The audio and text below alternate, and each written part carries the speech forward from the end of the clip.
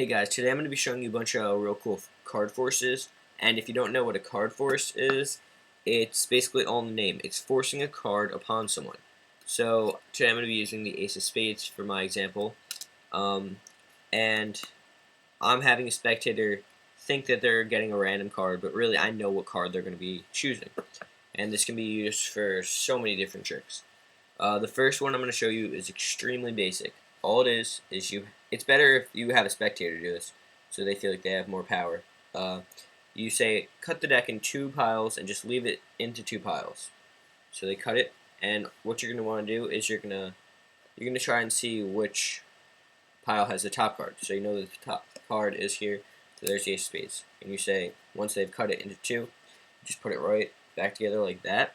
And you say, great job. You distract them for a little bit. You try to explain something maybe, you just talk to them, because if you just go straight into it, it'll be kind of obvious. So once you're done talking to them, put it back into 2 piles, and you say, the card you have cut to is the Ace of Spades. Now this force doesn't always work. It's a little simple. Here's just the other version of it. You got the ace on the bottom this time instead of the top. Cut it into 2 piles, close it up like that. Talk to them for a little bit, distract them. Say the card you cut to is the Ace of Spades. Okay, so those are some very basic cut forces. Here's another cut force. It's a little harder. It's just like a regular cut, except it's called a false cut. And I also use this as a force sometimes. So you've got the Ace of Spades on top, whatever card you're forcing, and you're just going to cut the cards, just like normal. It looks like the cards are all changed, but really the ace is still on top. Now to do this, you're just going to take the bottom half with your fingers, slide it out from underneath, drop it on the table, just kind of slam that one down. It looks like it's really cut. If you do this and if you don't try to put too much attention on this, it's gonna work every time.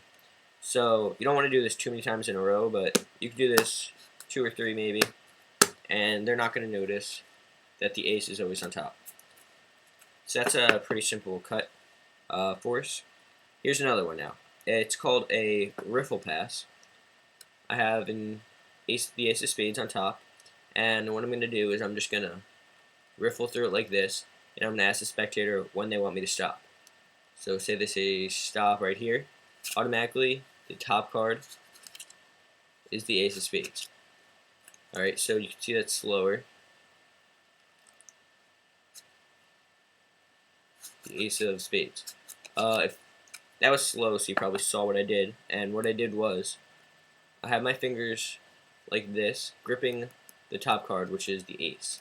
When I riffle through it, whenever they say stop, I have my fingers ready to slide. I'm going to slide out every card except the Ace of Spades and put that on the top like it was already there. So the Ace of Spades is there. Alright, so one more time. Riffle Pass, say stop right here, and the card is the Ace of Spades. That one rarely gets noticed.